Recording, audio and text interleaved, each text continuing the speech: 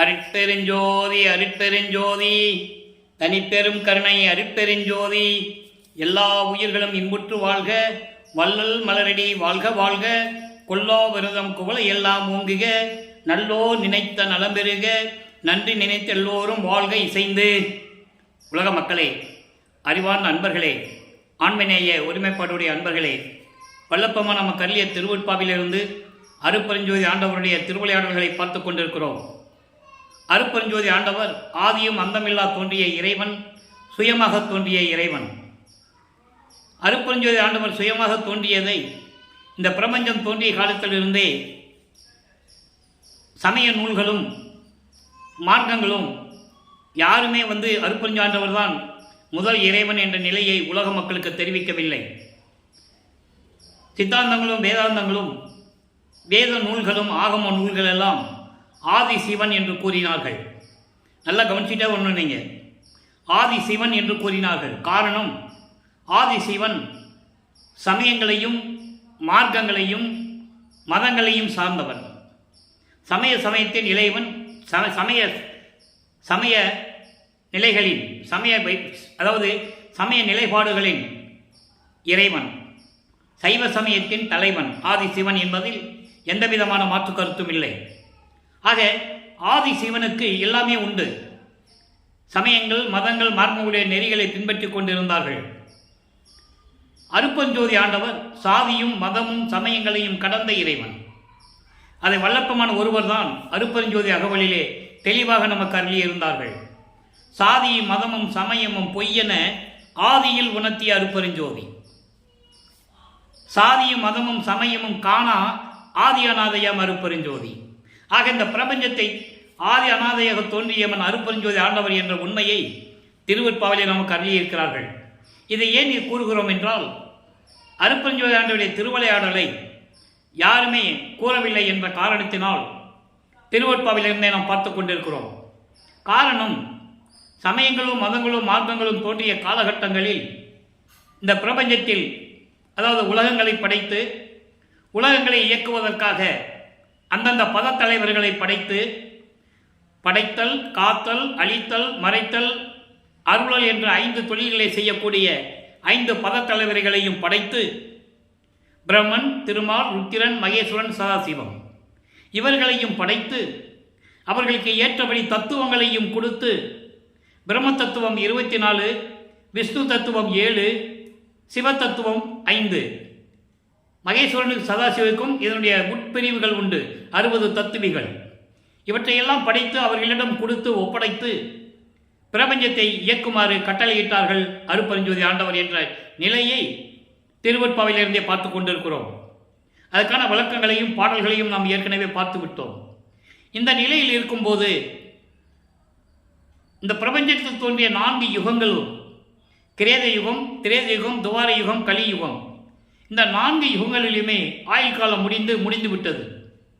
அப்போ அந்தந்த யுகத்தில் தோன்றிய சமயங்களும் மார்க்கங்களும் அழிந்து விட்டது. மதங்கள் தோன்றியது கலியுகத்திலே தான். மற்ற யுகங்களிலே சமயங்களும் மார்க்கங்களும் உண்டு.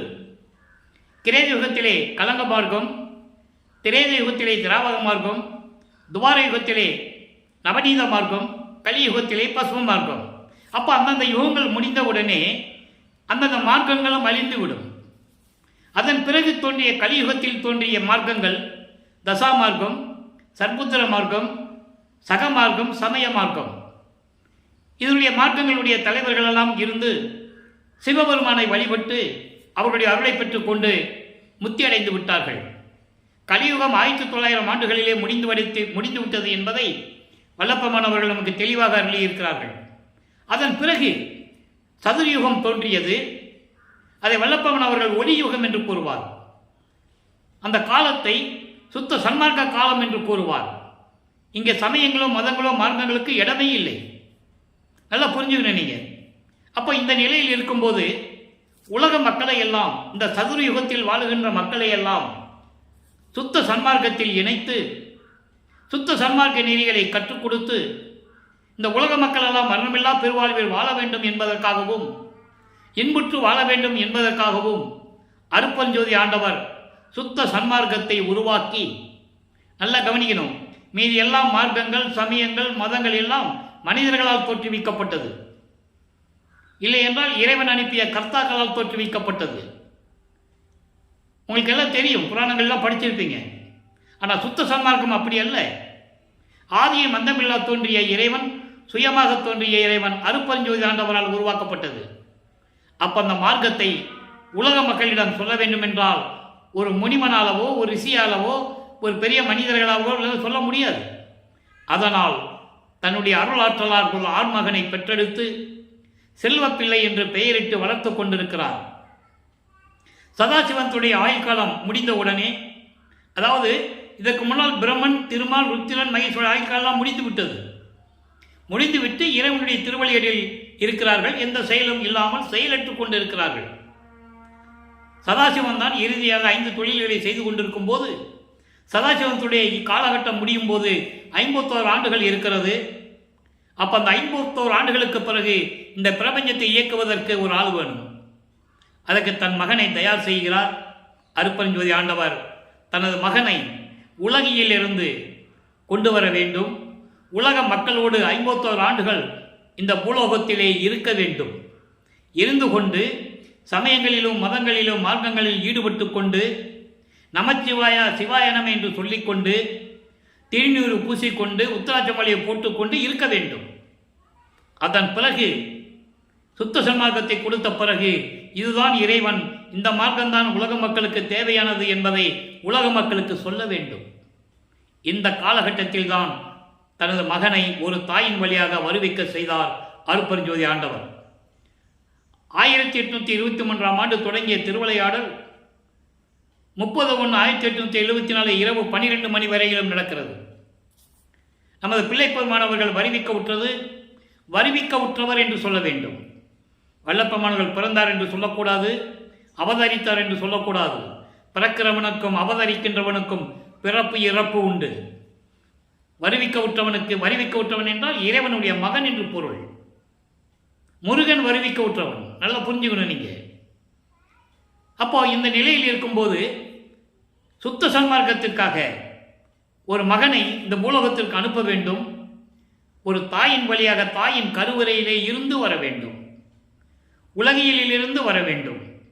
அப்போ நமது பிள்ளைப்பெருமானவர்கள் வருவிக்க உற்ற நாள் 5/10/1823ஆம் ஆண்டு சிதம்பரம் அருகிலே மருதூர் என்ற கிராமத்திலே வாழ்ந்து கொண்டிருந்த ராமையா பிள்ளை சின்னையமையர் அவர்களின் 5வது மகனாக வருவிக்க உற்றார்.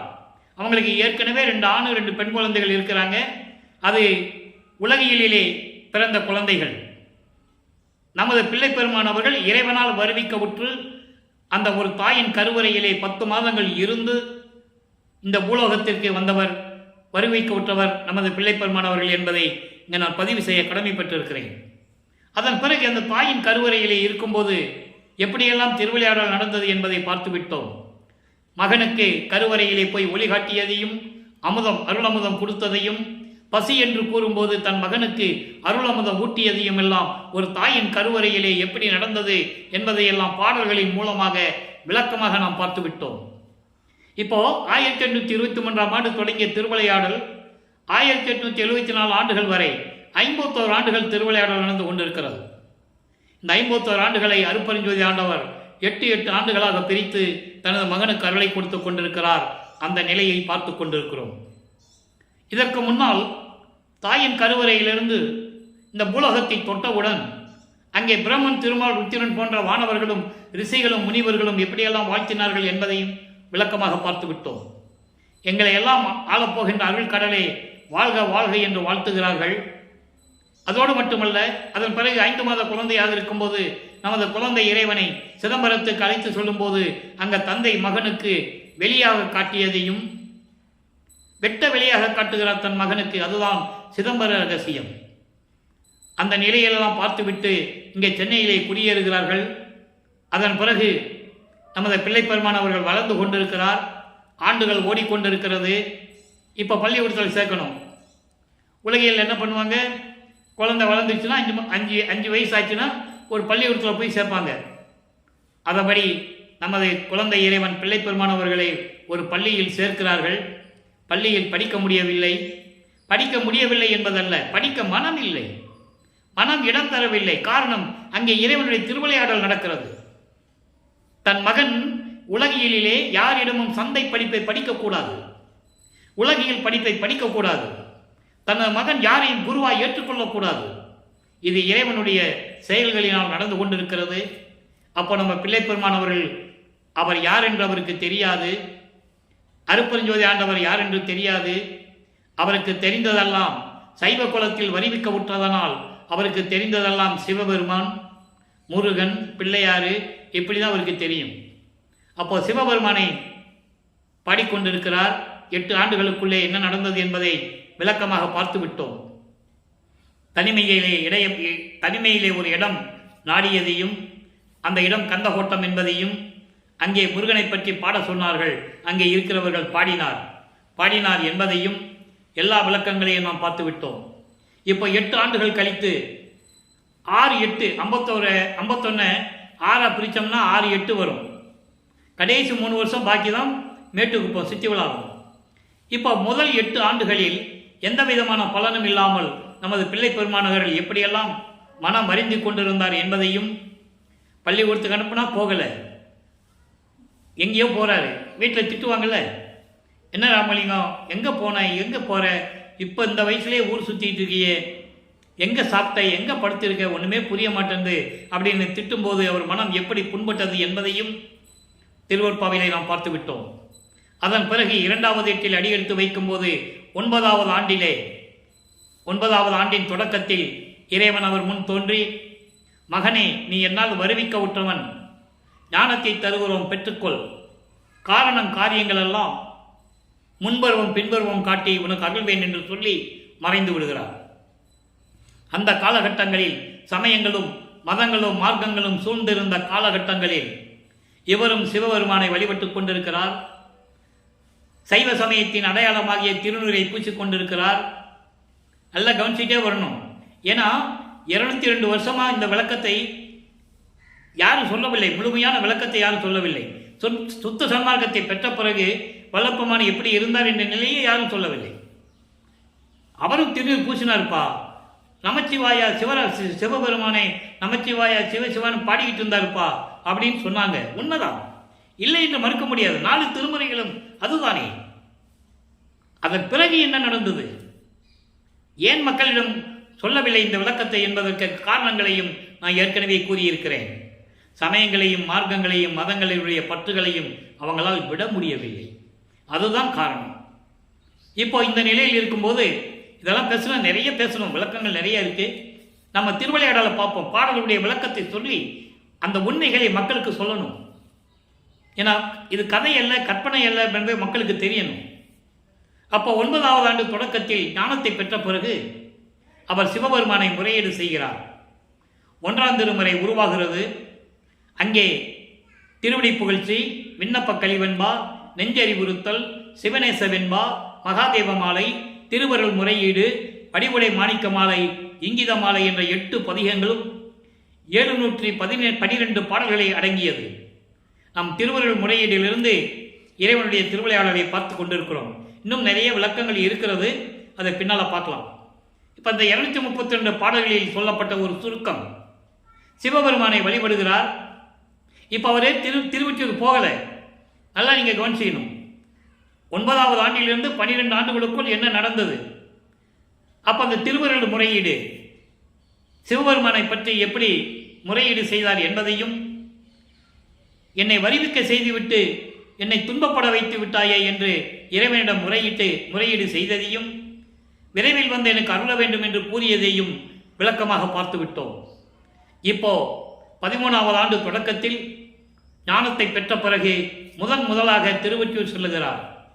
சென்னையிலே வீராசாமி முதலியார் தெருவிலிருந்து, இப்போ அதுக்கு பேர் வள்ளலார் நகர்னு சொல்லுவாங்க, 7 கிணறு பகுதின்னு சொல்லுவாங்க, 7 வீல்ஸ்ன்னு சொல்லுவாங்க. அந்த பகுதியிலிருந்து திருவொற்றியூருக்கு தியாகராஜ பெருமானை வழிபடுவதற்காக முதலாக நமது குழந்தை இறைவன் 13வது ஆண்டிலே திருவொற்றியூருக்கு செல்லுகிறார். அங்கே கோயிலுக்கு சென்றவுடன் எப்படியெல்லாம் முறையீடு செய்தார் என்பதையெல்லாம் நாம் பார்த்து விட்டோம். அதன் பிறகு 26 பதியங்களை பார்த்து விட்டோம். 2ஆம் திருமுறை உருவானது. 113 பதியங்கள் 1207 பாடல்கள். அதில் 26 பதியங்களுடைய விளக்கங்களை ஏற்கனவே முழுமையாக பார்த்து விட்டோம். அதனுடைய ஒரு சுருக்கம், ஏன்னா அதை சொன்னாதான் அடுத்த பதியத்துடைய பொருள் நமக்கு விளங்கும். சிவபெருமானை பற்றி பாடுகிறார். எந்த விதமான பலனும் இல்லை திருவொற்றியூரிலே. ஒருவேளை திருமலை வாயிலுக்கு சென்றால் அங்கு அருளை பெற்று விடலாமா என்று சொல்லி திருமலை வாயிலுக்கு செல்லுவார். அங்கே ஒரு திருவிளையாடல், சிவபெருமானுடைய திருவிளையாடல், அங்கே ஒரு திருவிளையாடல் நடந்தது. அங்கே இருக்கின்ற சிவபெருமான் போய் மாசிலாமணி அங்கே போய் முறையீடு செய்வார். நீ என்னை வருவிக்க செய்துவிட்டு என்னை அலைய விடுகிறாயே, நான் உன் மகன் அல்லவா, என்னை பார்த்தால் உனக்கு பாவமாக தெரியவில்லையா, இது தந்தைக்கு அழகா, இங்கே வந்து நின்னா ஏன் வந்த, எதுக்கு வந்த, எப்படி இருக்கிறேன்னு கூட கேட்க மாட்டேன்ற, ஊமை மாதிரி நின்றுட்டு இருக்கையே, இதெல்லாம் நியாயமா தர்மமா என்றெல்லாம் கேட்பார். பாடல்கள் மனதை உடுக்கும், கண்ணிலிருந்து தண்ணி வரும், அவ்வளவு அருமையான பாடல்கள். அதெல்லாம் முடிந்த பிறகு அங்கு அருளை பெற முடியாமல் ஒருவேளை திருமலை தாயத்துக்கு சென்றால் அருளை பெற்று விடலாமா என்று சொல்லி நமது பிள்ளை பெருமானவர்கள் குழந்தை இறைவன் நடந்தே செல்லுவார். அங்கே போனால் நான் ஏற்கனவே கூறியது போல கந்த துணியை கட்டிக்கிட்டு நின்றுட்டு இருப்பார். எனக்கு ஒரு துணியை கூட நானும் கட்டிட்டு நிற்கிறேன், என்னால் கொடுக்க முடியல, துன்பத்தை அனுபவிக்க முடியவில்லை, பெற்ற பிள்ளையை தெருவில் விட்டு விட்டான் என்று பழி உன்மேல் வந்து விடுமே என்று நான் பயப்படுகிறேன், விரைவில் வந்து எனக்கு அருள வேண்டும் என்று கூறுவார். எந்த விதமான பலனும் இல்லை. இப்போ பதிகம் 27 இப்போ வடிவுடை மாணிக்கமலையை பார்க்குறோம். வடிவுடை மாணிக்கமலையை பார்க்கும்போது 56வது பாடல் இன்னைக்கு. தந்தையிடம் முறையிட்டு எந்த விதமான பலனும் இல்லை, தாயிடம் முறையீடு செய்யலாம் என்று சொல்லி வடிவுடை மாணிக்கமலை உருவாகிறது. இன்னைக்கு 56வது பாடல். தரும் பேர் அருள் ஒற்றியூர் உடையான் இடம் சார்ந்த பசும் கரும்பே, பசும் கரும்பே இனிய கற்கண்டே, மதுரக்கனி நரவே, நரவுனா தேன், இரும் பேய் மனத்தின் பால் இசையாத இளம் கிளியே, வரும் பேர் முடி செஞ்சுடரே, வடிவுடை மாணிக்கமே, தாயே என் அம்மையே, நான் உன் கணவனால் வருவிக்க உற்றவன். இதுக்கு முன்னால் அந்த விளக்கத்தின்படி சுருக்க சொல்லி இந்த பாடலுடைய விளக்கம் பார்க்கணும். நான் உன் கணவன் சிவபெருமானால் வருவிக்க உற்ற மகன் என்பது உனக்கும் தெரியும். உன்னிடம் வந்து முறையீடு செய்து கொண்டிருக்கிறேன். நீயும் சிவபெருமானும் முருகனையும் விநாயகனையும் ஒவ்வொரு பக்கத்தில் வைத்துக் கொண்டு மகிழ்ந்து கொண்டிருக்கிறீர்கள். அப்போ இந்த நிலையை அவர் சொல்லிதான் ஆகணும். அப்போ சுத்த சன்மார்க்கம் தெரியாது அவருக்கு, அருப்பஞ்சு தாண்டவரும் தெரியாது. அதனால இந்த நிலையை அவர் சொல்லிதான் ஆகணும். காலத்தின் கட்டாயம் அது. ஏன்னால் பிரபஞ்சம் தோன்றிய காலங்களில் இருந்தே, அதாவது பரம்பரையாக வழி வழியாக இதுதானே சொல்றாங்க. அதே மாதிரி இவர் சொல்றார், நீ மட்டும் முருகனையும் விநாயகனை பக்கத்தில் வச்சுக்கிட்டு 2 பேரும் மகிழ்ந்து கொண்டிருக்கிறீர்கள். நானும் உங்கள் பிள்ளைதானே, எனக்கு ஏன் அருளை கொடுக்கவில்லை? திருவொற்றியூரிலே அருளை தரும் அருள் புகழ் மிகுந்த திருவொற்றியூரிலே உள்ள இறைவனின் இடது பக்கத்தில் அமர்ந்திருக்கின்ற என் தாயே, என் அம்மையே, நரும் தேனே, கனியே, அம்மனை போற்றுகிறார். கனியே, கரும்பே, இரும் பேய் மனத்திரின்பால் இசையாத இளங்கிலியே, இரக்கமில்லாதவர்களின் மனதில் இல்லாத என் தாயே, வடிவுடை மாணிக்கமே, விரைவில் வந்து எனக்கு அருள்வாயாக என்று கூறுகிறார். ஆக தந்தையிடம் முறையீடு செய்துவிட்டது, தாயிடம் முறையீடு செஞ்சாச்சு, எந்த விதமான பலனும் இல்லை. இப்போ மறுபடியும் திருவொற்றியூருக்கு போறாரு. அங்கே சிவானந்த மாலை, சிவானந்த 10 என்ற ஒரு பதிகத்திலே 10 பாடல்களில் இருந்தது. இன்றைக்கு கடைசி பாடல் 10வது பாடலை பார்க்க போகிறோம். 27வது பதிகத்தில் நல்லா கவனிங்க, அற்புதமான பாடல்.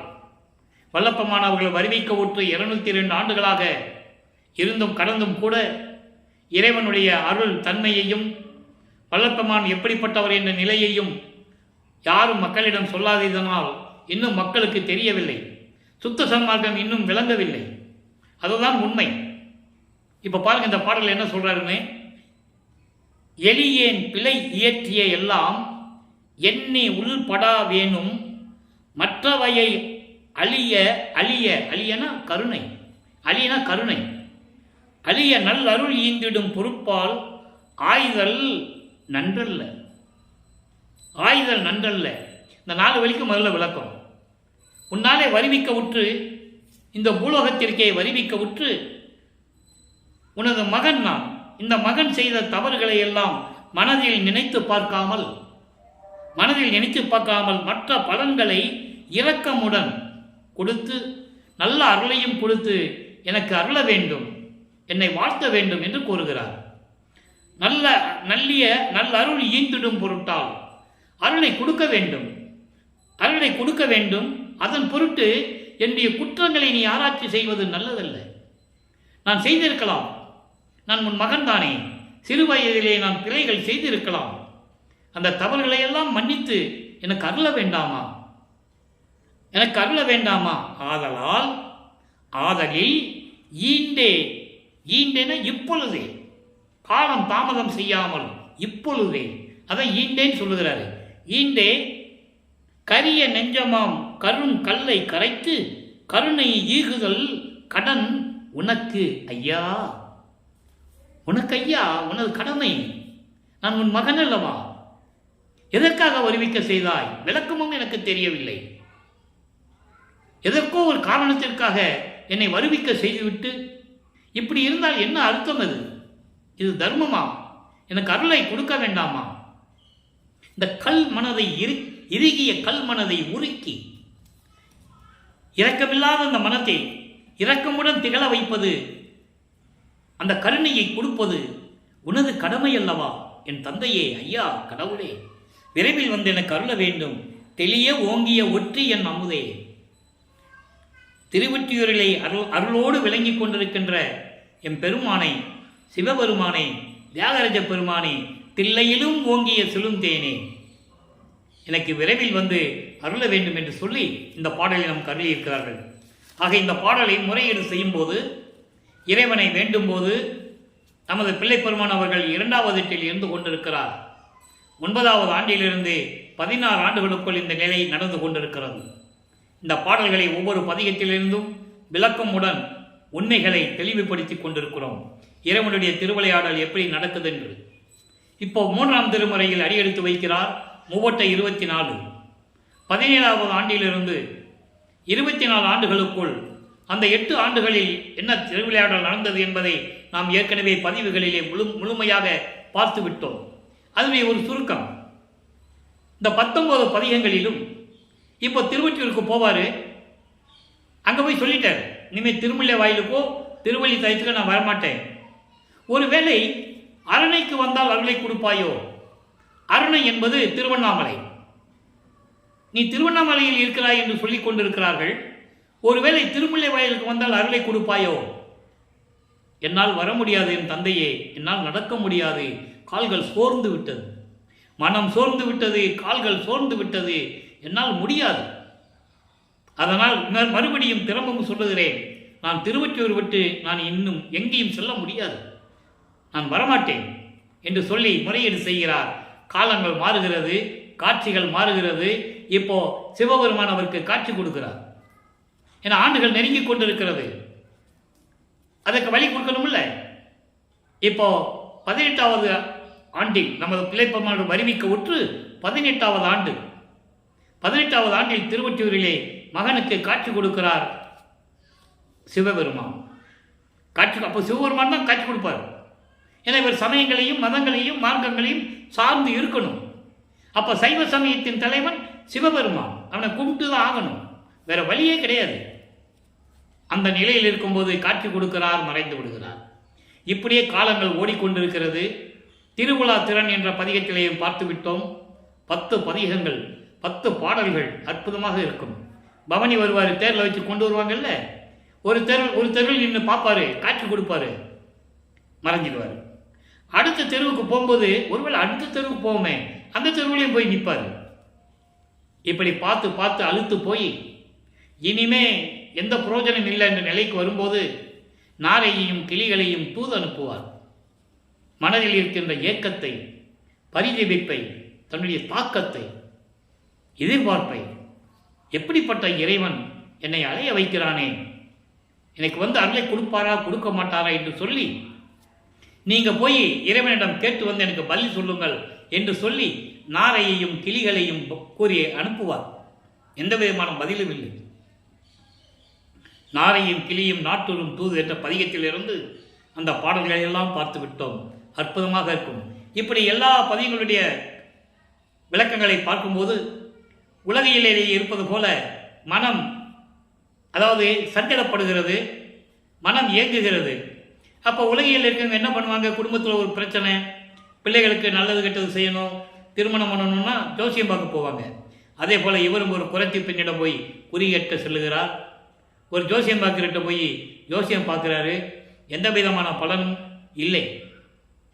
அப்போ அந்த நிலையில் இருக்கும்போது இறுதி கட்டத்தில் வல்லப்பெருமானவர்கள் 24வது ஆண்டில் இருக்கும்போது 3வது எட்டுடைய முடிவது 24வது ஆண்டில் திருவொற்றியூரிலே இறைவனிடம் முறையீடு செய்து கொண்டிருக்கும் போது இறைவன் எப்படி திரும்பி பார்க்காமல், இவரை பார்க்காமல் திரும்பி பார்க்காமல் தெருவழியாக ஓடினார் என்பதையும், அந்த சிவபெருமானை பிடிப்பதற்காக இவர் எப்படி தெருவிலே ஓடினார் என்பதையும் பாடல்களிலே நமக்கு அருளியதை விளக்கமாக பார்த்து விட்டோம். இப்போ என்ன, சிவபெருமான் நேராக வருவார், நம்மளுக்கு காட்சி கொடுத்துட்டு மறைஞ்சிருவார்ல. இப்போ காட்சி கொடுத்துட்டு மகனை பார்த்து வந்துட்டு இருப்பார். பக்கத்தில் வந்த உடனே இவர் கண்ணை மூடி மெய் மறந்து இருப்பார். ஆகா, நம்மளை கட்டி தழுவி அருளை கொடுப்பார் சொல்லி மெய் மறந்து இருக்கும்போது கன்னத்தை கிள்ளி கொஞ்சி பேச மாட்டார். அந்த அன்பா கன்னத்தை கிள்ளிட்டு அப்படி கன்னத்தை கையிலிருந்து எடுக்கும்போது இவர் முழிச்சு பார்ப்பார். அப்போ இவரை பார்க்காமல், திரும்பி பார்க்காமல் தெருவழியாக ஓடுவார். ஏன் ஓடினார் என்ற விளக்கத்தையும் நாம் ஏற்கனவே கொடுத்து விட்டோம். இப்போ இவங்ககிட்ட சிக்கக்கூடாது. சிக்கணும்னா கேட்குற கேள்விக்கு பதில் சொல்லணும். இன்னும் ஆண்டுகள் இருக்குது, பின்னால் பார்த்துக்கலாம்னு சொல்லிட்டு அவர் ஓடுவார். இவர் பின்னாலே ஓடுவார், ஓட்டத்தை பிடிக்க முடியாது. அப்போ அங்கே இருக்கிறவங்க கேட்பாங்கல்ல, என்ன ராமலிங்கம், நாங்களும் தினமும் பார்க்குறோம், உன்னை சின்ன வயசுலேருந்து இங்கே வந்துகிட்டு இருக்க, எத்தனை ஆண்டுகள் ஆச்சு? கிட்டத்தட்ட 10 வருஷமும் உன்னை இங்கே பார்த்துக்கிட்டு இருக்கோம். ஏன்னா 13வது ஆண்டில் அங்கே போகிறாரு. பார்த்தவங்க எல்லாமே பரவாயில்ல, எல்லாருமே பார்த்துருப்பாங்க அவரை. இப்போ வந்து தெருவழியாக ஓடிக்கிட்டு இருக்க, என்ன விஷயம்னு கேட்கும்போது இவர் சொல்லுவார், சிவபெருமானை வந்தார், என்னை என்கிட்ட வந்த உடனே திரும்பி பார்க்காம தெருவழியாக ஓடினார். நானும் பின்னாலே போய் ஓட்டத்தை பிடிக்கலான்னு போனேன், பிடிக்க முடியல. அப்போ அவங்க என்ன சொல்லுவாங்க, என்ன ராமலிங்கம் இப்படி பேசுகிற, உனக்கு கடவுள் மேலே ரொம்ப பக்தியாகி போய் உனக்கு பைத்தியம் முத்திருச்சு, அதான் புலம்பிக்கிட்டு இருக்க. கலியுகத்திலேயாவது சிவபெருமான் வந்து தெருவழியாக ஓடுறதாவது யார்கிட்ட சொல்கிற? அவன் எப்படிப்பட்டவன் யாருக்குமே தெரியாது. சில பேர் சொல்கிறாங்க சோத்துக்கு இல்லாமல் பிச்சை எடுத்தான்னு சொல்கிறாங்க. இது பாடலில் இருக்கின்ற விளக்கம். நான் உங்களுக்கு விளக்கமாக சுருக்கமாக சொல்கிறேன். இருக்க இடம் இல்லாமல் சுடுகாட்டில் படுத்துருக்காங்கன்னு சொல்கிறாங்க. அவனை நம்பி நீ என்ன பண்ண போகிற? பாம்பில் கழுத்தில் வேறு பாம்பு வச்சிருக்கான், நீ போய் கட்டி பிடிச்சா கொத்துமே.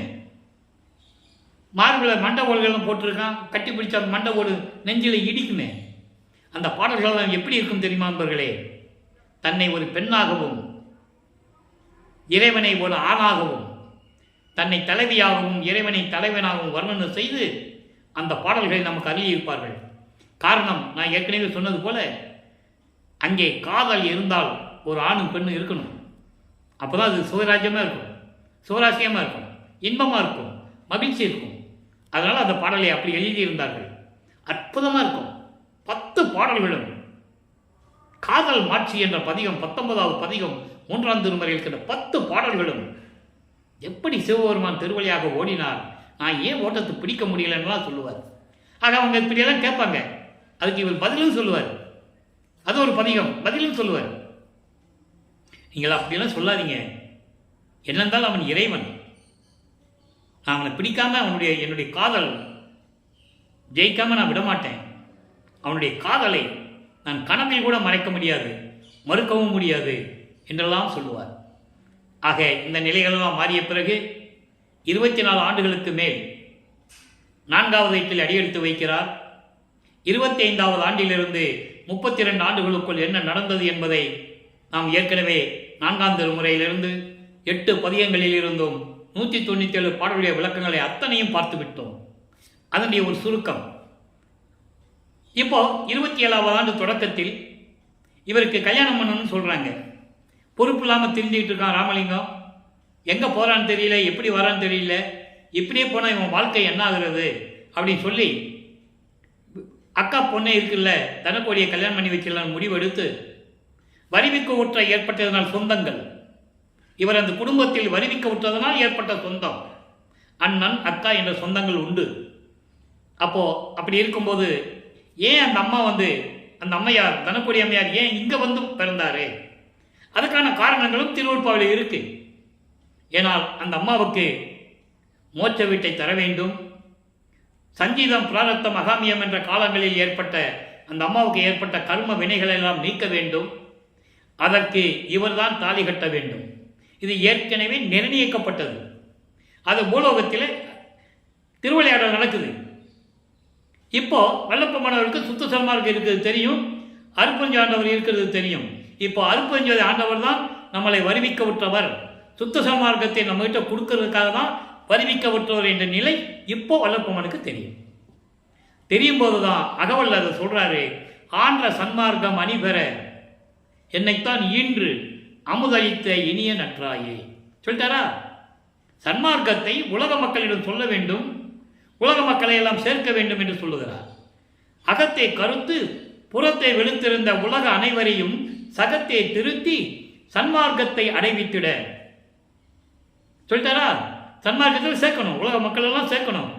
அவரும் இந்த இகத்தை பரத்தை பெற்று, பரத்தைன்னா செல்வங்கள், நோயற்ற வாழ்வு, எப்பயுமே சந்தோஷமா இருக்கணும், இந்த நிலைகளை அவங்க பெற வேண்டும் என்பதற்காகவே மகிழ்ந்திடுவதற்கென்றே என்னை உகத்தே இறைவன் வருவிக்க உற்றேன். தெளிவா சொல்றாரு. நீங்க எப்படி பிறந்தாருன்னு சொல்லலாம், இது வரைக்கும் அவரை பிறந்தாருன்னு சொல்லுவாங்க. அவரே சொல்றாரு, இறைவனால் இறைவனாகவே நான் வருவிக்க உற்றவன். அதுக்காக தான் பின்னால சொன்னாரே அருளை பெற்றேனே. ஆக யுகம் என்பது இந்த கலியுகம். அவர் வருவிக்க விட்ட யுகம் கலியுகம். 1823ஆம் ஆண்டு கலியுகம், 1900 ஆண்டு கலியுகம் முடிஞ்சிருச்சு. கலியுகத்திலே வருவிக்க விட்டு கலியுகத்துடைய இறுதி கட்டத்தில் இறைவனாகிறார், அருப்பெருஞ்சோதி ஆண்டவராகிறார். அவர் ஒன்றும் கதவை சாத்திட்டு போய் மறையல, மறைஞ்சு போகல. கதவை சாத்திட்டு மறைஞ்சாருன்னு தானே சொல்றாங்க, அது தவறு. ஆக இந்த நிலையில் இருக்கும்போது அவர் கல்யாணத்துக்கு முதல்ல வேண்டாம்னு சொல்றாரு. எனக்கு வேண்டாம், இல்லற வாழ்க்கை தேவையில்லை அப்படி சொல்லி தான் ஆகணும். உடனே கல்யாணத்துக்கு ஒத்துக்க கூடாது. அப்போ அவங்க இவன் நம்ம சொன்னா கேட்க மாட்டேன்றாப்புல ராமலிங்கம். திருவொற்றியூரில் ஒரு சாமியார் இருக்காரு ராமலிங்கன்னு, அவர்கிட்ட கூட்டு போகணும். அங்கே கூட்டு போறாங்க. அந்த ராமலிங்கம் அருப்பெருஞ்சோதி ஆண்டவர். அதான் இவன் அவனாகிவிட்டான் என்று கூறுவார். ராமலிங்கமாகிய இவன் என உலகில வச்ச பேரு ராமலிங்கம். மக்களால் அழைக்கப்பட்டவர் திரு அருட்பிரகாச வள்ளலார். அருப்பெருஞ்சாண்டவர் தன் மகனுக்கு வச்ச பெயரு செல்வப்பிள்ளை. செல்வப்பிள்ளை, அதனால்தான் நான் பிள்ளை பெருமான் என்று கூறுவதுண்டு. அதான் சொல்லுவார், இவன் அவனாகிவிட்டான் என்று கூறுவார். அது சுத்த சன்மார்க்கத்தை வாங்கின பிறகு அந்த நிலைகளெல்லாம் நம்ம பார்க்க போறோம். அப்போ அவர்கிட்ட கூட்டு போறாங்க. அவரு ஏன்னா அவர் உத்தரவு வேணும், அப்பாவுடைய உத்தரவு வேணும். அவர் சொல்றாரு, மகனே தாலி கட்டிக்கோன்னு சொல்றாரு. இவருக்கு ஒரு ரொம்ப சந்தோஷம், அப்பா கிட்ட பெர்மிஷன் வாங்கியாச்சு. உடனே திருமண ஏற்பாடுகள் நடந்து கொண்டிருக்கிறது. அந்த திருமண விழாவிலே, அந்த நிகழ்ச்சியிலே பிரம்மன், திருமால், ருத்திரன் போன்ற வானவர்களும், தேவர்களும், ரிஷிகளும், முனிவர்களும், சத்தர்களும், சக்திகளும் எல்லாருமே இவரை வாழ்த்துவதற்கு அமர்ந்து கொண்டிருக்கிறார்கள். பாடலிலே விளக்கம் உண்டு, யாரும் மறுக்கவும் முடியாது, மறக்கவும் முடியாது. அவ்வளவு அற்புதமான பாடல். அப்போ இவர் தாலி கட்டுகிறார், எல்லாரும் வாழ்த்துகிறார்கள். அந்த நேரத்தில் தன் தந்தையும் தாயும் வரவில்லை என்ற ஏக்கம் அவருக்கு இருக்கிறது. அருப்பெருஞ்சாண்டவரும் சிவகாமி வள்ளி வரல என்ற ஏக்கம் இருக்கு அவர். மகனுடைய ஏக்கத்தை தவிர்ப்பதற்காக 2 குதிரை மாட்டின தேரில் அந்த தேரு 2 குதிரை மாட்டின தேரு. தெளிவாக பாட்டில் சொல்றாரு, இணை பரிமான் தேர் இழுக்க அப்படின்னு சொல்லுவார். சுத்த சன்மார்க்கத்தை வாங்கின பிறகு அது சொல்லுவார், 6ஆம் திருமுறையில் சொல்லுவார் அதை. ஆக அப்படியெல்லாம் மகனை வாழ்த்திட்டு போனதையெல்லாம் திருவருட்பாவிலே பாடியதெல்லாம் பார்த்து விட்டோம். இப்போ உலகப்பற்றை துறக்க வேண்டும், உலகியல் வாழ்க்கையை விட வேண்டும், சமயங்களையும் மதங்களையும் மார்க்கங்களையும் சார்ந்திருந்த நெறிகளை விட வேண்டும், சைவ சமயத்தின் அடையாளமாகிய திருநீர் பூசுவதை விட வேண்டும், உத்தராட்ச மாலையை விட வேண்டும், எல்லா நிலைகளும் சரிய கிரிய யோகம் 12 நிலைகளையும் விட வேண்டும். அதான் சொல்லுவாரு, சின்னம்பிடி என்ற பதியத்திலே சொல்லுவார், பன்மார்க்கம் கடந்தேன் என்று சின்னம்பிடி, 12 மேல் நின்று சின்னம்பிடி. அந்த 12 வரைக்கும் தான் சமயங்களையும் மதங்களையும் மார்க்கங்களையும் சார்ந்தது. 12 மேல் என்பது 13வது நிலை, தெரியோ தசநிலை என்று கூறுவார். அங்கதான் ஞானசரியை ஆரம்பமாகிறது. அதனுடைய விளக்கங்களை எல்லாம் மேட்டுக்குப்பம் போகும்போது நம்ம பார்த்துக்கலாம். இப்போ இந்த நிலையில் இருக்கும்போது இனிமே எங்கேயும் போகக்கூடாது, திருவொற்றியூர் கூட போகக்கூடாது. முதல்ல திருமலை வாயிலுக்கும் திருவொற்றியூருக்கும் திருவெள்ளித்தாயத்துக்கும் போகக்கூடாதுன்னு முடிவு பண்ணார். இப்போ திருவொற்றியூருக்கும் போகக்கூடாது, போகவும் கூடாது. இனிமேல் சுத்த சன்மார்க்கம் வாங்க போறாரு. இனிமேல் போய் பிரயோஜனம் இல்லை, போகக்கூடாது. அப்போ இறைவன் எப்படியெல்லாம் மகனை தேடி வந்து தெருக்கதவை திறந்து, இவர் பூட்டிட்டார்ல, அவர் வந்து தான் கதவை திறக்கணும். கதவை திறந்து எப்படியெல்லாம் அருளை கொடுத்தார் என்பதை 100 பாடல்களிலே நாம் பார்த்து விட்டோம். அன்பு மாலை, அருட்பிரகாச மாலையிலே 100 பாடல்கள். அதன் பிறகு பிரசாத மாலையிலே மகனை இனிமேல் நீ திருநூறு பூச வேண்டாம் என்று சொன்னது. அங்கதான் முத்தேகத்தினுடைய அருளை, இவர் மறைப்பு நிலையில் இருந்ததனால் அங்கே அந்த மறைப்பை நீக்குகிறார். இவருக்கு மறைப்பு நிலை இருந்தது, அந்த மறைப்பு நிலையை நீக்குவதுதான் பிரசாத மாலை. திருநூறு வேண்டான்னு சொன்னது, சைவங்களையும் இந்த மரங்களையும் எல்லாம் விட்டுடும் சொன்னது, சுத்த சன்மார்க்கத்தை 3 தேகத்தை கொடுத்தது, தத்துவங்களை கடக்கிறது எப்படி கடக்கிறதுன்னு சொன்னது, பூதங்களை எப்படி கடப்பது 5 பூதங்களின்னு சொன்னது, அந்தங்களை எப்படி கடப்பதுன்னு சொன்னது. இந்த நிலைகளெல்லாம் பிரசாத மாலையிலே பார்த்தோம். அதன் ஆனந்தமாக இருந்ததை ஆனந்த மாலையிலே பார்த்தோம். பக்தி மாலையிலே ஏம சித்தியை எப்படி பெற்றுக்கொண்டார் என்பதை பார்த்தோம். அதன் பேர் சமுத்திர மாலையை பார்த்தோம், அபராத மன்னிப்பு மாலையை பார்த்தோம், கடைசியாக அதிசய மாலையை பார்த்து விட்டோம். ஆக இந்த நிலைகள் எல்லாம் கடந்த பிறகு இப்போ சுத்த சன்மார்க்கத்தை வாங்க போகணும்.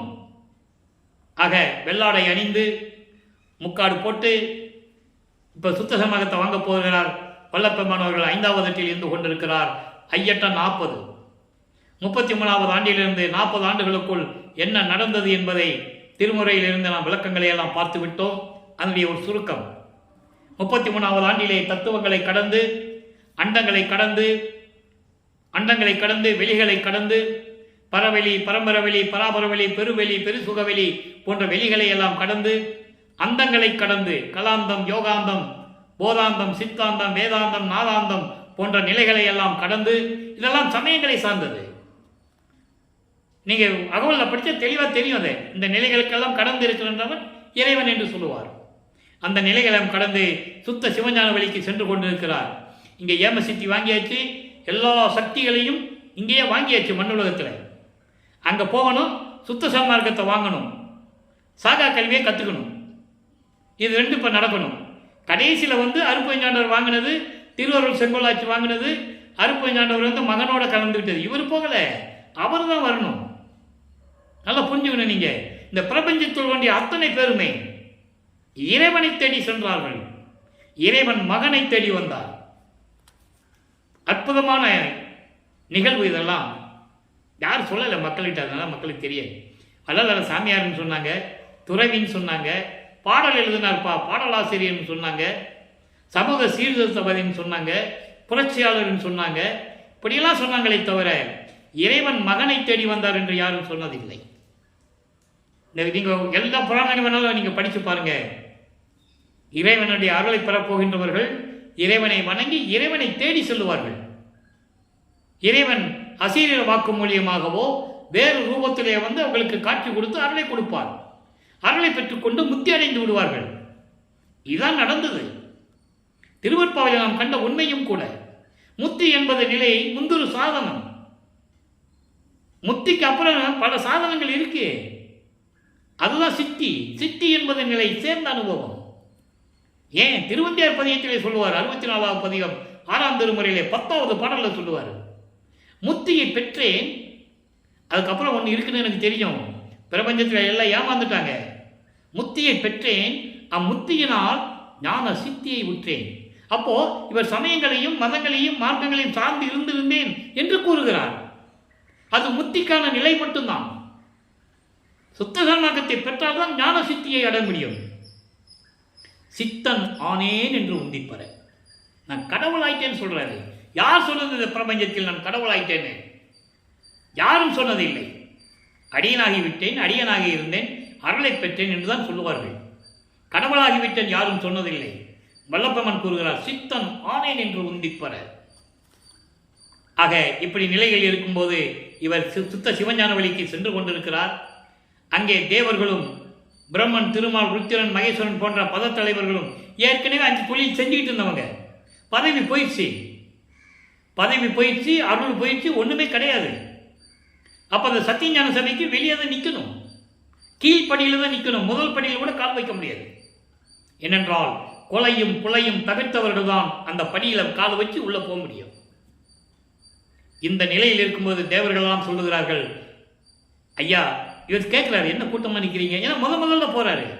எப்படி 13வது ஆண்டில் திருவொற்றியூருக்கு சென்றாரோ அதே போன்று 33வது ஆண்டில் பறந்து அண்டங்களை கடந்து அங்கே போகிறாரு. ஆனால் இங்கே இருக்கிறவங்க என்ன சொன்னாங்க? இதை சொல்லி தான் ஆக வேண்டும். ஏனென்றால் வல்லப்பெருமானை தவறாக பேசிக் கொண்டிருந்தார்கள். ஊரை விட்டு போயிட்டாரு, கல்யாணம் பண்ணி மனைவியை விட்டு போயிட்டாரு, எங்கே போனாருன்னு தெரியல, எப்பயாவது வருவார், எங்கேயாவது போவாருப்பா, இப்படிதானே சொன்னாங்க. இது உண்மை, என் காது கூட கேட்டு இருக்கிறேன். அப்போ எனக்கு இந்த விவரம் தெரியாது. அதன் பிறகுதான் இறைவன் என்னை ஆட்கொண்டது. தமிழே தெரியாத எனக்கு இலக்கியம் தெரியாத எனக்கு விளக்கத்தை கொடுத்தது இறைவன், எனது தந்தை வல்லப்பெருமான். அது எல்லாருக்குமே தெரியும். மேட்டுக்குப்பத்தில் 10 வருஷம் இருந்தால் எல்லாருக்கும் தெரியும். ஏன் சொல்றேன்னா, என்னுடைய பெருமைக்காக அல்ல, இறைவனுடைய தயவும் கருணையும் கிடைத்தது என்று சொல்ல வேண்டும். நம்பினேன், இறைவன் இவன் தான் என்று நம்பினேன். எனக்கு கொடுத்தார், அருளை கொடுத்தார், விளக்கத்தை கொடுத்தார், எல்லாத்தையும் கொடுத்தார்.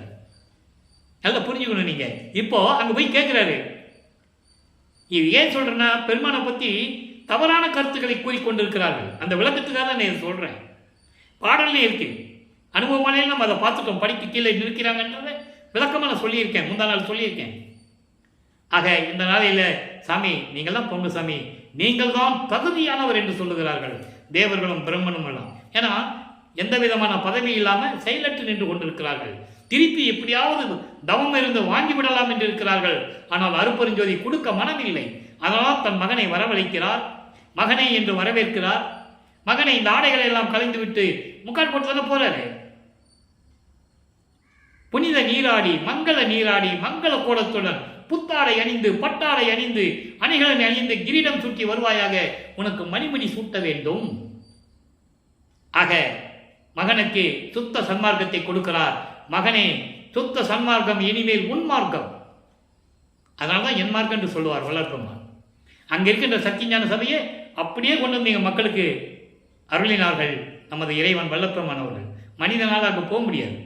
அதனால் இங்கே கொடுத்தது இறைவனால் கட்டப்பட்ட ஒரே சத்தியஞான சபை இந்த பிரபஞ்சத்திலேயே வடலூரில் மட்டும்தான், வேற எங்கேயும் இருக்காது. மன்னர்கள் கட்டியிருப்பார்கள், ஜமீன்தார்கள் கட்டியிருப்பார்கள், பெரியவர்கள் செல்வந்தர்கள் கட்டியிருப்பார்கள். இறைவன் கட்டியது அல்ல, இறைவன் கட்டியது ஒரே இடம் இங்கே தான், சத்தியஞான சபை. அதனால்தான் அங்கே சுத்த சன்மார்க்கம் விளங்கி கொண்டிருக்கிறது. ஆக இந்த நிலையில் மகனே, சுத்த சன்மார்க்கம் இனிமேல் உன்மார்க்கம் என்று சொல்லி சாகா கல்வியை அங்கேயே கற்றுக் கொடுக்கிறார்.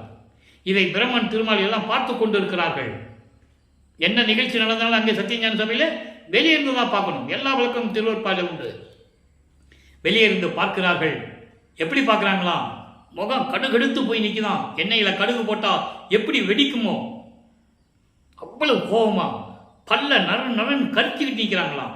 பாட்டில் சொல்றாரு, நாகாதிபனும் நாராயணனும் நான்முகனும் நறுமுறுமெனவே ஞான அமுதம் அளித்தாய் நானும் உண்டு துண்ணவே சாகா கலையை பயிற்று தந்த தயவை சாற்றலுக்கு அரிது. தெளிவாக சொல்ற. ஆக இப்படியெல்லாம் பெற்றுக்கொண்டு பூலோகம் திரும்புகிறார். திரும்பும் போது நேர சிதம்பரம் போறார். விண்ணுலகத்திலிருந்து நேர பூலோகத்துக்கு வரும்போது சிதம்பரம் தான் போறார். அங்கே திடீரென்று எழுந்தருள்கிறார். அங்கே ஒரு திருவிளையாடல் நடக்குது. பரசுராமன் அவர்களும் வருவிக்க விட்டதனால் ஏற்பட்ட சொந்தம் அண்ணன் என்ற சொந்தம். அந்த குடும்பத்தில் இவர் வருவிக்க விட்டதனால் அண்ணன் என்ற சொந்தம் உண்டு, மறுக்க முடியாது. ஆக அவரும் கருமொழியில் இருக்கின்ற வீட்டு ஓனர், அந்த வீட்டு முதலாளி, வீட்டுக்குரியவர், உரிமையாளர் வெங்கட்ட ரெட்டியார் நின்று பேசிக்கிட்டு இருக்காங்க. எங்கே? சிதம்பரத்தில் வச்சு. அப்போதான் இவர் நேராக போய் அங்கே நிற்கிறார். எழுந்து அருள்கிறார் என்று சொல்ல வேண்டும். அவர் மாட்டு வண்டியில் வரல, சென்னையிலேருந்து கிளப்பிட்டு சென்னையில் அப்படியே நடந்து வந்து இருக்கிற கோயிலெல்லாம் கும்பிட்டுட்டு எல்லாம் வரல. அது உலகியலிலே செவிகளில் வந்த செய்திகள் மூலமாக அவங்க பசங்க எழுதியிருக்காங்க. ஆனால் நீங்கள் படிக்கல, ஒவ்வொரு சொன்னதுக்கு வித்தியாசம் இருக்கும். எல்லாம் ஒரே மாதிரியே சொல்லியிருக்க மாட்டாங்க. ஆனால் பாடல்கள் என்ன சொல்லுகிறார் என்பதுதான் நமக்கு உண்மை. அப்போது வெங்கட்ரெட்டியார் கூப்பிட்டு வராரு, கருங்குழியிலே உறைவிடமாக கொண்டுள்ளார். கருங்குழியிலே இருக்கும்போது அருப்பஞ்சாண்டவரும் வல்லற்பமானவர்களும் எப்படி உரையாடினார்கள் என்பதையும், எப்படியெல்லாம் பாடல்களிலே கூறினார் என்பதையும் திருவொற்பா பாடல்கள் எல்லாம் பார்த்து விட்டோம். இப்போ வல்லற்பமானவர்கள் 6வது எட்டில் இருந்து கொண்டிருக்கிறார். 6வது எட்டுனா 6:48. இந்த நிகழ்ச்சியை சொல்வதற்காக தான் இதுக்கு முன்னால் பார்த்த நிகழ்ச்சிகளை எல்லாம் சுருக்கமாக சொல்ல வேண்டி இருக்கிறது. தினமும் சொல்லிதாகணும். சில பேர் கூட கமெண்ட்ஸில் கேட்குறாங்க, என்னையா திருப்பி திருப்பி சொல்லிட்டு இருக்கீங்கன்னு. திருப்பி திருப்பி சொல்வது நமது நோக்கம் அல்ல. இப்போது டிவியில் ஒரு சீரியல் பார்க்குறீங்க, எபிசோடை பார்க்குறீங்க. அந்த எபிசோடு போடுறதுக்கு முன்னால் ஏற்கனவே நடந்த எபிசோடு சுருக்கம் போடுவாங்க இல்லையா? சுருக்கம் போடுவாங்க. சுருக்கம் போட்டால் தான் புதுசாக பார்க்குறவங்களுக்கு தெரியும். ஏன் இந்த விளக்கத்தை சொல்கிறேன்னா, நேற்று ஒருத்தர் கமெண்ட்டில் சொல்லியிருக்காரு, திருப்பி திருப்பி சொல்கிறீங்களேன்னு ஒரு கமெண்ட் ஒருத்தர் சொல்லியிருக்காரு. அதனால் அதுக்கு விளக்கம் தரேன். அப்போ அந்த சுருக்கத்தை சொல்லி தான் ஆகணும். இப்போ 5 எட்டுடைய சுருக்கத்தை நம்ம சொல்லிட்டோம். இப்போ 6வது எட்டு லைவாக போயிட்டுருக்கு. 6:48. 41வது ஆண்டிலிருந்து 48 ஆண்டுகளுக்குள் என்ன நடந்தது என்பதை 6ஆம் திருமுறையிலிருந்து நம்ம பார்த்தோம். இப்போ பார்த்துட்டு இருக்கோம். இப்போ ஜீவகாருண்ய ஒழுக்கத்தை உலக மக்களுக்கு சொல்ல வேண்டும். இந்த உலகத்துக்கு ஜீவகாருண்ய ஒழுக்கம் என்ன என்றால் பிரகடனப்படுத்த வேண்டும். ஜீவகாருண்ய ஒழுக்கம்னா என்ன? கடவுள் வழிபாடு. ஜீவகாருண்யம் தான் கடவுள் வழிபாடு. உலக மக்களுக்கு சொல்லணும் இல்லை. அப்போ ஒரு தர்மசாலை உருவாகணும். அங்கே பசியாற்றணும். ஏழைகள் வர வேண்டியிருக்கு, பசியோடு இருக்கிறவங்களுக்கு பசியை நீக்கணும். அதுக்காக தர்மசாலையை உருவாக்க வேண்டும். அப்போ பாரிவாரிக மக்களிடம் ஏற்கனவே பேசியபடி அந்த இடத்தை வாங்கி 23/5/1867 ஆண்டு ஒரே நாளிலே தர்மசாலையை நிறுவி அன்றே அணைய அடுப்பை மூட்டி உணவை சமைத்து பசியோடு வருகின்றவர்களுக்கு பசியை போக்கிக் கொண்டிருக்கிறார் நமது இறைவன் வல்லற்பமானவர்கள். இந்த நிகழ்ச்சிக்கு அப்புறம் சங்கராச்சாரியார் வந்தது, அங்கே சில அதிசயங்களை எல்லாம் காட்டியது, எல்லாம் செவியில் வந்த செய்திகள் மூலமாக அந்த விளக்கத்தையும் ஏற்கனவே சொல்லிவிட்டோம்.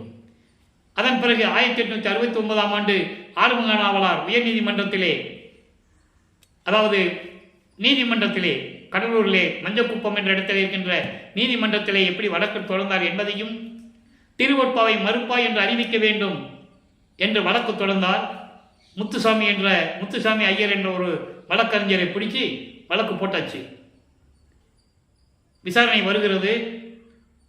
இவர் வல்லப்பமானவர்களை தேடுகிறார்கள். நீதிபதி அந்த ஊழியன் 3 தடவை கூப்பிடுவாங்க. இப்போ கூட நீதிமன்றத்தில் உண்டு, 3 தடவை கூப்பிடுவாங்க. பிரதிவாதியை கூப்பிடுங்கன்னு சொல்கிறார் நீதிபதி.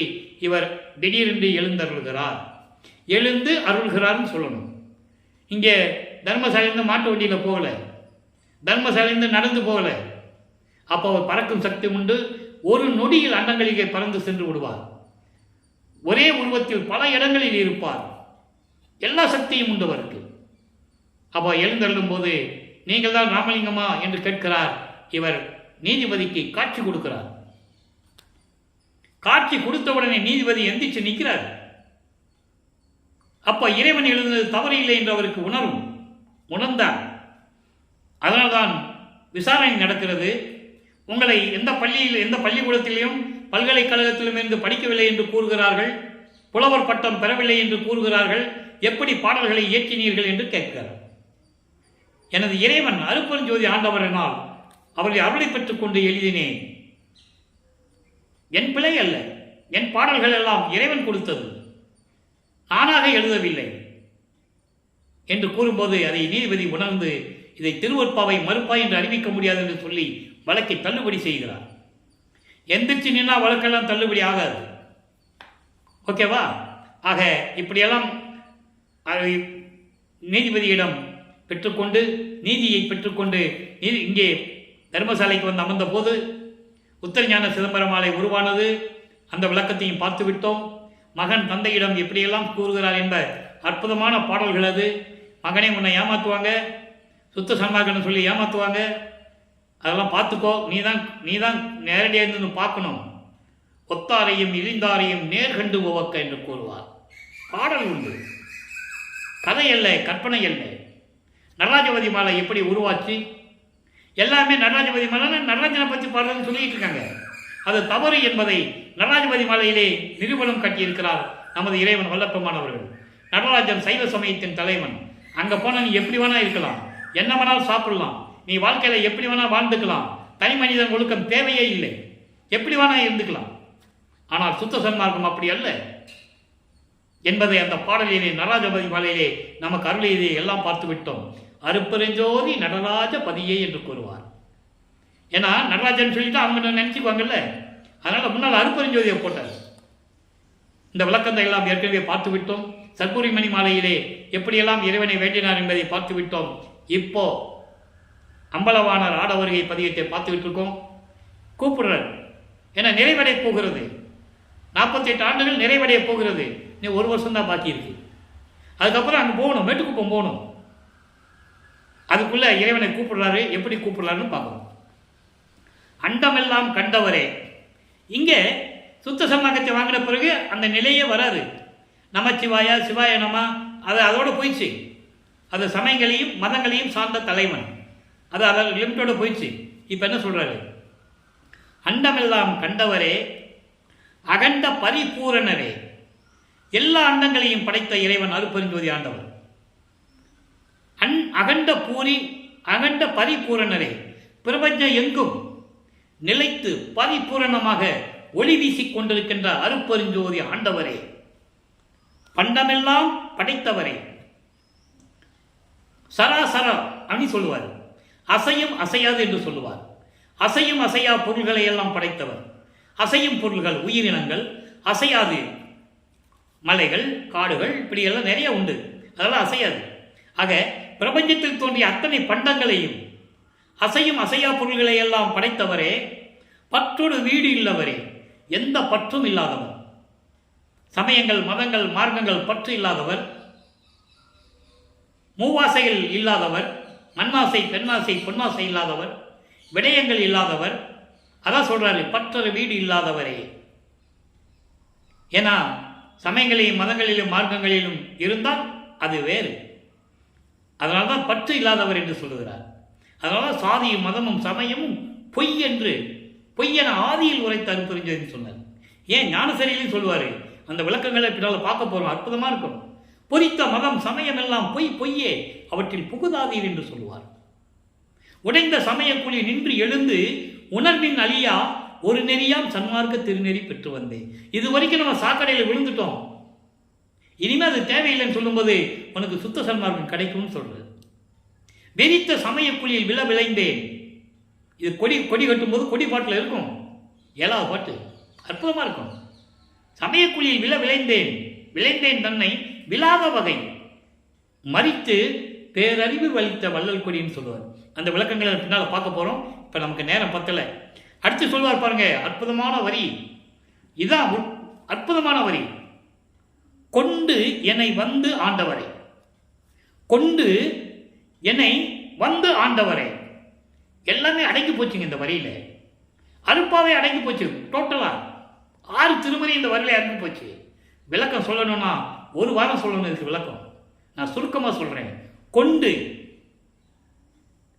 என்னை விரும்பி பூலோகத்திற்கு அனுப்ப வேண்டும் என்ற விருப்பத்தை கொண்டு, சமயங்களிலும் மதங்களிலும் மார்க்கங்களில் இருக்க வேண்டும் என்ற எண்ணத்தை எனக்கு உருவாக்கி கொண்டு பிறகு அதையெல்லாம் வேண்டான்னு சொல்லி என்னை வந்து ஆண்டவரே. எப்படி சொல்றார் பாருங்க, கொண்டு வந்து என்னை ஆண்டவரே. அடுத்து சொல்றாரு, கூத்தாட வல்லவரே. கூத்தாட வல்லவர் என்றார் திருவிளையாடல் செய்வதில் வல்லவரே. அதான் திருவிளையாடல் என்ற பதிவிலே நம்ம பார்த்துட்டு இருக்கோம். இப்படியெல்லாம் என்னை ஒரு தாயின் வழியாக கொண்டு வந்து அதுக்கப்புறம் சுத்த சன்மார்க்கத்தை கொடுத்து என்னை ஆண்டவரே. கூத்தாடா வல்லவரே, திருவிளையாடல் செய்வதில் வல்லவரே, எண்டங்கு பொற்சபையுடையவரே. என் தகு என்பது அருளோடு விளங்கக்கூடிய சிறப்புடைய மேன்மை தகுந்த உயர்ந்த, எப்படி வேணா நீங்க எடுத்துக்கலாம். பொற்சபையுடைய இறைவனே, என்னுடைய நாயகரே, ஆடவாரீர். ஆடவாரீர் என்பது நீ விரைவில் வர வேண்டும், நம்ம 2 பேர் சேர்ந்துதான் இந்த பிரபஞ்சத்தை இயக்க வைக்க வேண்டும் என்று கூறுகிறார். இப்போ இறுதியாக 147வது பதிகம் அனுபவமாலை பாடல் 56வது பாடல். வடிவுடைய மாணிக்க மாலையில் 56வது பாடல் பார்த்தோம். அது எப்படி இருக்குன்னு பாருங்க. இப்போ சுத்த சன்மார்க்கத்தை பெற்ற பிறகு இறைவன் யாரு, இவருடைய நிலை என்ன, இவர் பெற்ற அனுபவங்கள் என்ன, ஒவ்வொரு பாடல்களிலும் ஒவ்வொரு விதமாக கூறுவார். மொத்தம் 100 பாடல்கள். தன்னை மனைவியாகவும் இறைவனை கணவனாகவும் வர்ணனை செய்து உள்ளத்தை தோழியிடம் சொல்லுவது போல, உள்ளத்தை தோழியாக நினைத்து தோழியிடம் சொல்லுவது போல அந்த அனுபவங்களை உலக மக்களுக்கு தெரிவித்துக் கொண்டிருக்கிறார். நல்லா கவனிங்க. பொய் பிடித்தார் எல்லாரும் புறத்திருக்க சொல்லிட்டாரா? பொய் பிடித்தார் எல்லாரும் புறத்திருக்க. சத்தியஞான சபையிலே சமயங்களையும் மதங்களையும் மார்க்கங்களையும் சார்ந்தவர்கள், உயிர்களை கொலை செய்தவர்கள், புலால் உண்டவர்கள் எல்லாருமே வெளியே தான் இருக்கணும். புறத்திருக்க புறத்திருக்க நான் போய் பொது நலம் கண்டு. இவர் ஒருத்தர் தான் போக முடியும் சத்தியஞான சபைக்குள்ள, வேறு யாரும் போக முடியாதுங்க. அதான் சொல்றாரு, உலக மக்களுக்கு சொல்றாரு, நல்லா கவனிக்கணும். நான் போய் பொது நலம் கண்டு உள்ளம் கழிக்கும் போது, இறைவனுடைய திருவிளையாடலை பார்த்து நான் சந்தோஷமாக இருந்து கொண்டிருக்கும் போது, மணவாளர், மணவாளர்னா யாரு? இறைவன், அருட்பெருஞ்சோதி ஆண்டவர் தன்னை மனைவியாக சொன்னதனால் அவரை மணவாளர் என்று சொல்லுகிறார். என்னுடைய இறைவன் மெய் பிடித்தாய் வாழிய நீ என்றார். மெய் பிடித்தாய், சுத்த சன்மார்க்கத்தை உன்னிடம் கொடுத்தேன், சரியாக வழி நடத்துகிறாய், மெய் பிடித்தாய் வாழிய நீ என்று சொன்னார். அடுத்து சொல்றார் பாருங்க, சமரச சன்மார்க்கம் விளங்க உலகத்திடையே விளங்குக என்று அற்புதமா சொல்றாரு. எங்க? அங்கே விண்ணுலகத்தில் இருக்கும்போது சொல்றாரு, சுத்த சன்மார்க்கத்தை உலக மக்கத்தில் கொடுக்கணும்ல, உலக மக்களுக்கு விளங்கணும்ல, அப்ப நீ அங்க போய் இரு. எங்க? பூலோகத்தில். எங்க? தர்மசாலையில.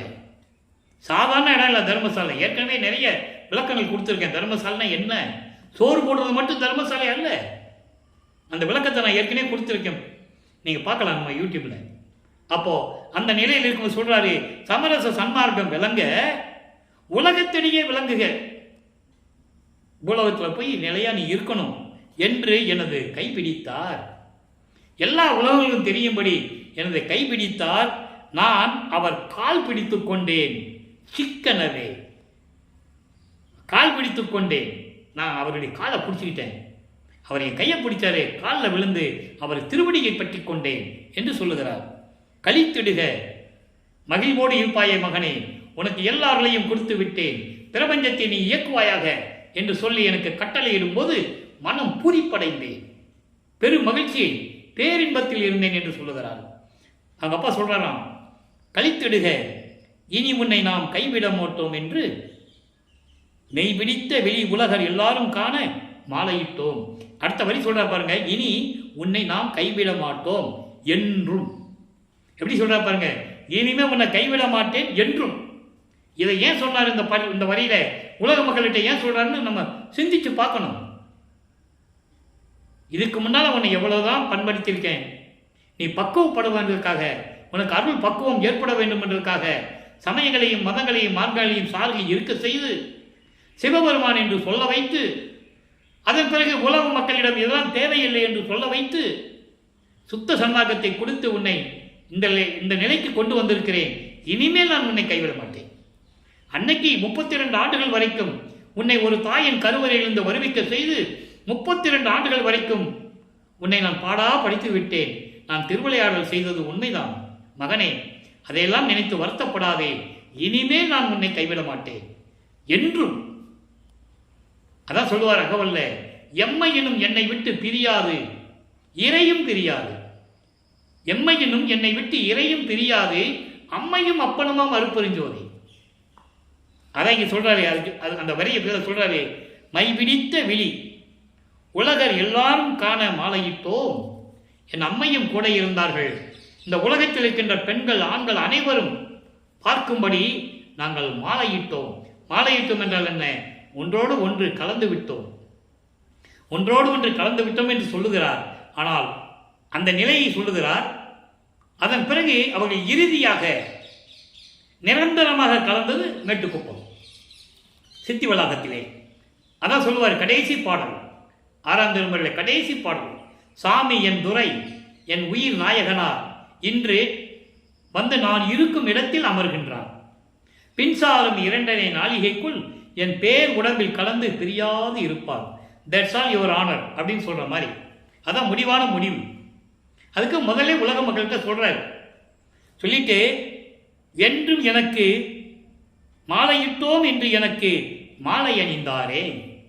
எல்லாரும் அறியும்படி நாங்கள் கலந்து விட்டோம், ஒன்றாகிவிட்டோம் என்று சொல்லி எனக்கு மாலை அணிந்தாரே, எனக்கு அருளை கொடுத்தாரே.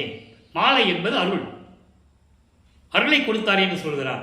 ஆக வல்லப்பெருமாள் இந்த பூலோகத்திற்கு ஒரு தாயின் வழியாக வருவிக்கவுற்று 32 ஆண்டுகள் வரையிலும் சமயங்களிலும் மார்க்கங்களிலும் மதங்களிலும் சொல்லப்பட்ட நெறிகளை பின்பற்றி கொண்டு சிவபெருமான் நமச்சிவாய் என்று சொல்லிக்கொண்டு திருநூறு பூசிக்கொண்டு உத்தராட்சி மலையை போட்டுக்கொண்டு இருந்தார்.